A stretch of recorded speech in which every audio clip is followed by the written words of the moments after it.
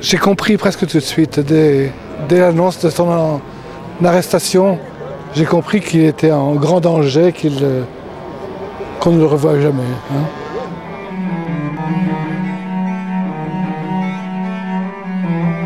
Quelqu'un est porté disparu et on demande à ce que la lumière soit faite sur cette disparition. C'est à Déby de nous dire ce qu'il en a fait. Ce que nous demandons, c'est qu'il libère Ibni s'il est vivant, s'il est mort, qu'il nous restitue son corps, nous, famille. Vous êtes de sa famille? Je suis son fils.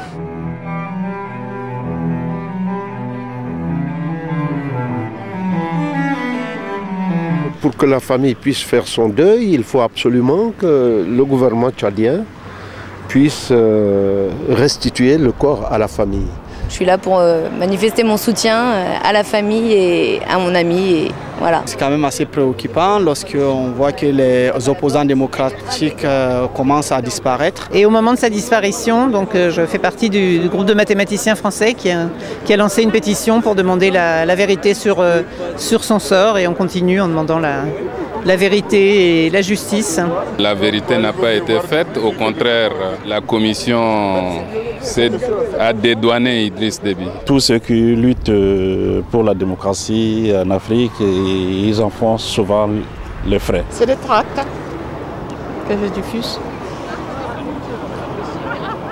C'est un homme intègre et c'était le meilleur pour représenter l'opposition et remplacer le pouvoir actuel qui est absolument déplorable. Je suis député, compagnon de trou, je dis de trou, d'Ibni Omar Mamad Saleh. C'est juste mon père qui est toujours porté disparu, et Déby veut porter la responsabilité sur d'autres gens en montant des stratagèmes, alors que c'est eux en connivence avec l'ambassadeur de France au Tchad qui ont orchestré cet enlèvement, on va dire, quoi. Pour nous, c'est ça maintenant. Pour nous, c'est connu, c'est ça, quoi. C'est télé vocale. Celle télé qui dit la vérité. Effectivement, Ibni est mort. Aujourd'hui, c'est confirmé. C'est un pouvoir absolument dictatorial qui existe au Tchad. Hein. Malheureusement, ce pouvoir est soutenu par le pouvoir français et par l'armée française qui est présente au Tchad.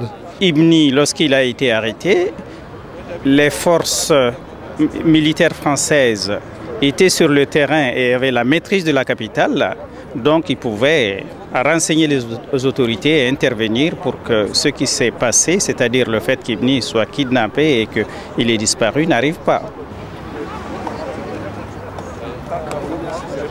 La France savait dès le début où était mon père et ils ont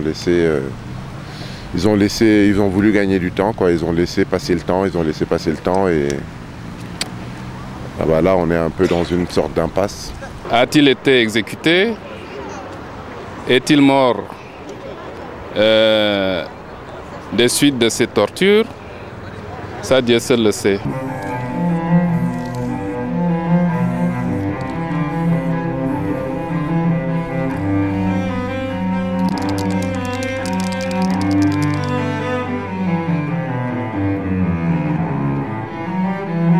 Eux, ils savent ce qui est arrivé. Donc, la commission d'enquête a rendu son rapport. Et comme la commission d'enquête et Déby, c'est la même chose. C'est le résultat que Déby nous aura donné. Donc, qu'il nous rende le corps s'il est mort.